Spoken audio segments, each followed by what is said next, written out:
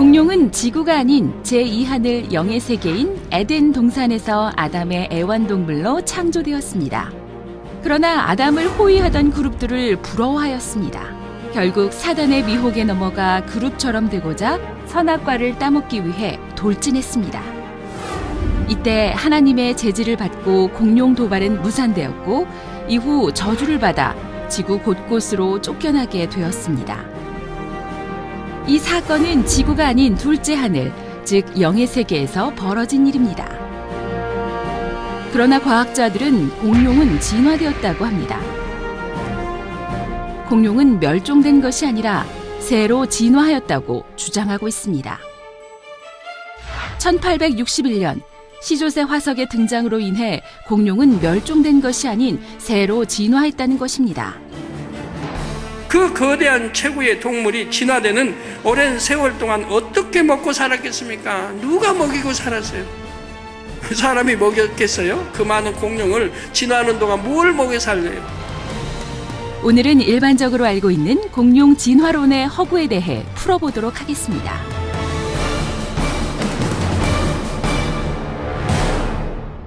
공룡 탄생과 도발, 출현까지 마치 영화의 한 장면을 연상케 합니다. 이러한 내용을 지어낼 수 있을까요? 절대 그럴 수 없습니다.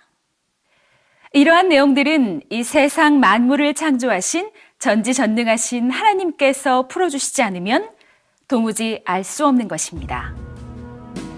이재롱 목사님은 이러한 말씀을 풀어받으시기 위해 무수한 금식과 기도를 하셨습니다. 시편 62편 11절 말씀에 권능은 하나님께 속하였다 하셨습니다. 이재롱 목사님은 그 따르는 권능으로 성경의 모든 말씀이 참임과 하나님의 살아계심, 예수님만이 우리의 구세주가 되심을 증거하고 있지요.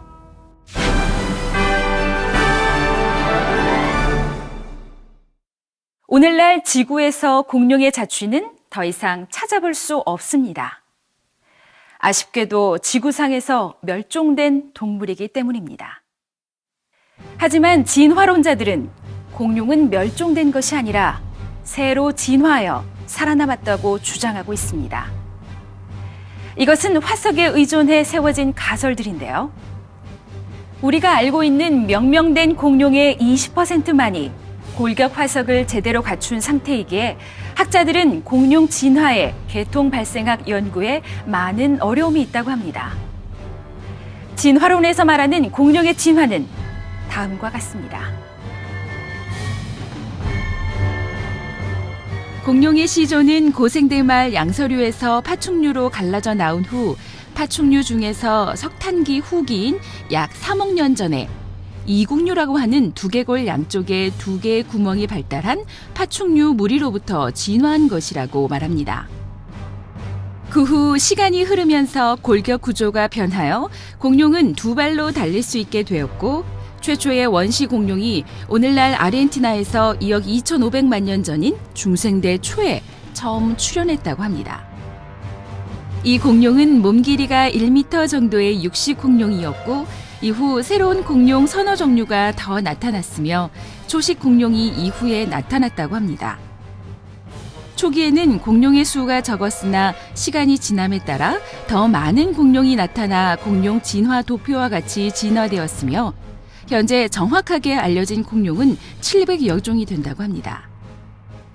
그리고 극적인 멸종 사건을 겪을 무렵 새로 진화해갔다고 말하고 있습니다. 이들은 공룡이 멸종한 것이 아니라 새로 진화하였다는 대표적 근거로 시조새 화석을 제시합니다. 고대의 날개라는 뜻의 시조새는 1861년 독일 바이에른 지방의 한 채석장에서 발견되었습니다. 약 48cm의 몸 길이를 지닌 이 화석은 매우 긴 꼬리와 잘 발달된 이가 달린 턱을 지니고 있는데 이 동물은 공룡과 새의 특징을 동시에 지니고 있었습니다. 교과서에서 시조새는 날개 끝에 발톱을 가진 파충류에서 조류로 진화하고 있는 중간 화석이라고 말하고 있습니다. 1859년에 찰스 다윈이 종의 기원을 발간한 지 2년 후 등장한 시조새 화석을 두고 진화론 지지자들은 이것이 바로 진화의 직접적인 증거라고 주장했습니다. 그 후 깃털 달린 공룡 화석도 추가로 발견되었습니다. 그러나 시간이 지나며 시조새는 중간 화석이 아니다라는 주장이 제기되면서 논란의 중심에 있습니다. 공룡, 시조새, 세로의 진화 가설이 끊임없이 논쟁에 휩싸인 대표적인 의문점은 새의 조상이라고 설명되는 깃털 달린 공룡들의 출현 시기가 오히려 시조새보다 늦다는 것입니다. 이는 손자격인 시조새가 할아버지격인 깃털 공룡보다 오히려 먼저 태어난 셈이 되기 때문입니다. 또한 공룡과 새가 함께 살았던 증거들이 화석으로 발견되고 있습니다. 1977년 미국에서는 시조새의 지층에서 현대 조류의 화석이 발견되었고 2002년 로스앤젤레스의 홍적새 화석 매장지에서도 현대 조류 화석이 발견되었다고 보도하였습니다. 그런가 하면 시조새보다 7,500만 년이나 더 오래된 텍사스주의 트라이아스기 후기 지층에서 2마리의 까마귀 크기의 현대 조류 화석이 발견되기도 하였습니다. 국내에서도 공룡과 새의 발자국이 동시에 찍힌 화석들이 경남 고성군과 전남 해남군 및 제주도 등지에서 발굴되었습니다. 이러한 상황 속에서도 공룡학자들은 새로 진화했다고 주장하지만 조류학자들의 주장은 다릅니다. 공룡학자들의 대부분은 공룡이 조류로 진화했다고 생각하며 실제 연구 논문에서도 거의 기정사실화하고 있습니다. 그러나 세계적으로 저명한 조류학자들 중에는 이것에 동의하지 않는 학자들이 있습니다. 노스캐롤라이나 주립대학의 조류 진화학자인 페두치아 교수는 새가 공룡의 후손이라는 고정관념 때문에 학자들은 공룡에서 나타나는 미발달 깃털 형태를 깃털의 기원이라고 단정하고 있다고 지적하며 새의 조상은 공룡 이전에 이미 존재한 것이다라고 주장했습니다.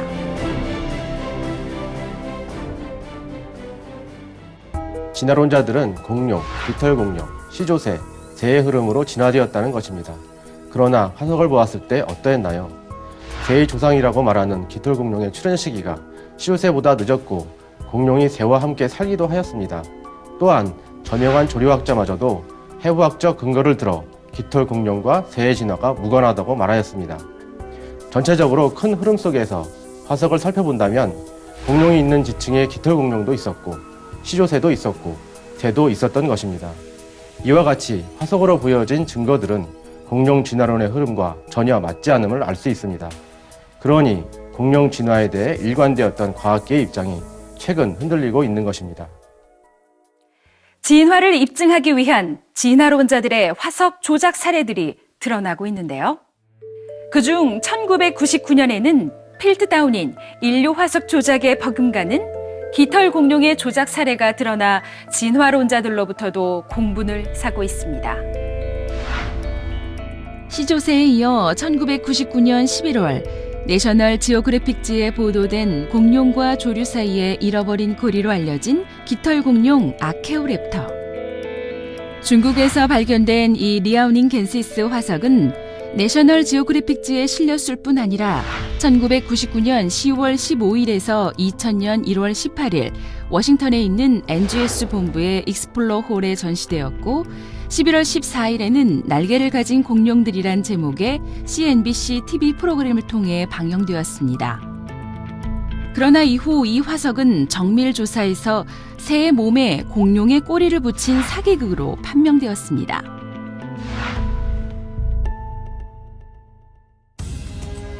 가령 진화론이 옳다면 중생대 엄청난 수의 공룡이 등장하기 위해서는 공룡의 전 단계의 동물들, 진화의 중간 단계 형태를 가진 공룡들이 있어야 하지요. 그 숫자도 온전한 공룡의 수보다 훨씬 더 많아야 합니다. 한 동물이 온전한 동물로 진화되기까지는 여러 단계의 진화 과정을 거쳐야 한다는 게 진화론의 주장이기 때문입니다. 그렇다면 공룡도 마찬가지지요. 온전한 한 공룡이 나오기까지는 유사하면서도 조금씩 다른 형태의 동물이 더 많아야 합니다. 그러나 현재 알려진 공룡의 대부분이 단 20% 정도만 완전한 골격을 가진 채 이름이 정해졌다는 사실입니다. 다시 말해 대부분의 공룡이 뼈 화석조차 제대로 갖추지 못한 것입니다. 하물며 공룡의 조상으로 보이는 화석들은 더더욱 찾기 힘들다는 사실입니다. 진화론자들은 공룡의 진화 계통을 증명할 수 있는 어떤 증거도 없이 허무한 주장을 하고 있는 것이지요. 공룡이 이 땅의 동물과는 달리 에덴 동산에서 지어졌다는 것을 알 수 있는 것이 있습니다.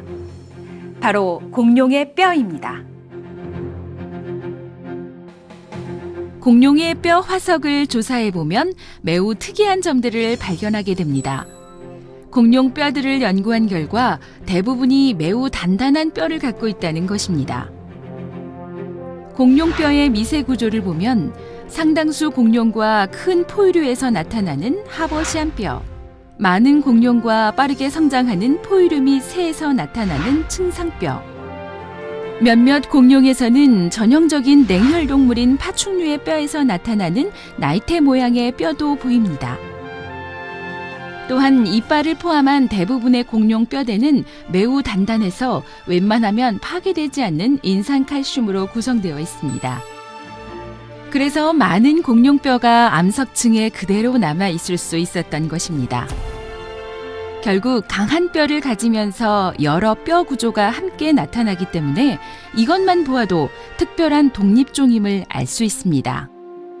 지구에 창조된 동식물은 모두 에덴 동산에도 있다 했습니다. 그런데 공룡은 오직 에덴 동산에만 있었지요. 이 지구에는 없었습니다. 하나님께서 지구의 동식물을 창조하실 때에 지구의 흙과 물을 원료로 삼으셨습니다. 하나님께서 말씀을 소리로 발하시면 설계도대로 창조가 되었지요. 그런데 공룡을 만드신 원료는 지구가 아닌 에덴 동산의 흙입니다. 에덴 동산은 영과 육의 중간 차원이며 지구처럼 흙과 물이 있지요. 따라서 에덴 동산의 흙으로 창조된 공룡도 살과 뼈를 가진 동물이었습니다. 단 둘째 하늘에 속한 원료로 창조됐기에 지구의 동물들과는 성분이 달랐지요. 공룡 탄생과 진화가 과학으로 설명해도 맞지 않음을 설명했습니다. 억지로 끼워 맞춘다 해도 맞출 수 없는 것입니다. 공룡 탄생은 하나님께서 풀어주시지 않으면 알 수 없는 것입니다.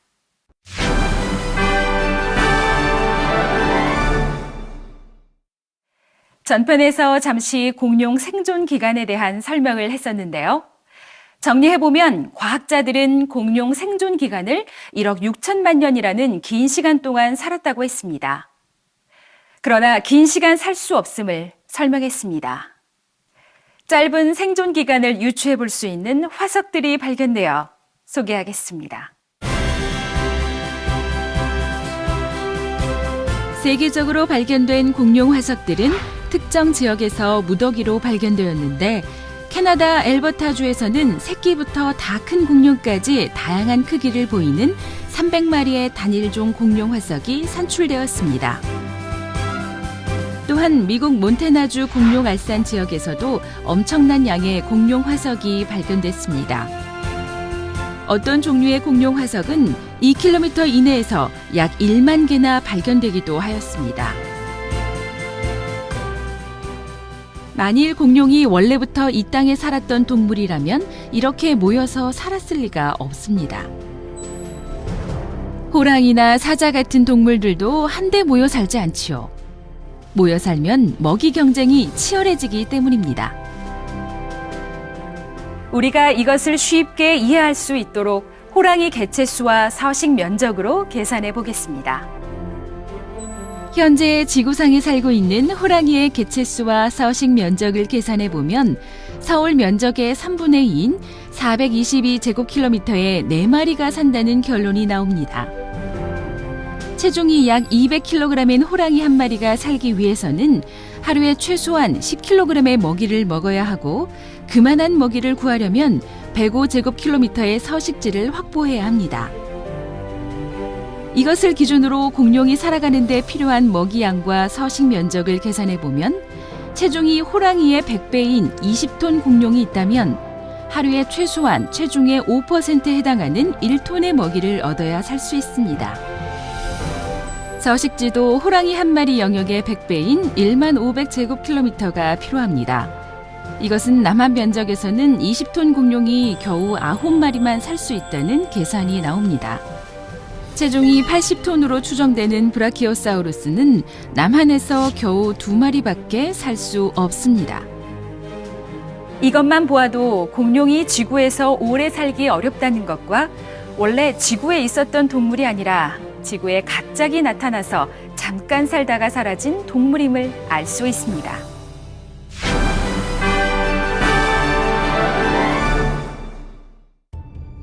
하나님의 능력과 신성을 믿는 사람들은 이 말씀이 사막의 오아시스와 같습니다. 그러나 마음에 하나님 두기를 싫어하는 사람들은 하나님의 진리를 인정하면 자신들이 그동안 쌓은 연구 업적을 부인해야 한다는 두려움도 있을 것입니다. 아버지 하나님께서는 이 마지막 때에 그러한 지식인들을 포함하여 어떤 부류의 사람이든지 모두에게 구원의 기회를 주십니다. 바로 폭발적인 권능의 역사를 나타내는 하나님의 종을 통하여 살아계신 하나님, 창조주 하나님을 인정할 수밖에 없는 증거들을 보여주고 계십니다.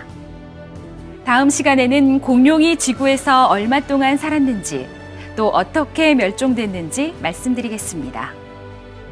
창조와 과학 홍수연이었습니다.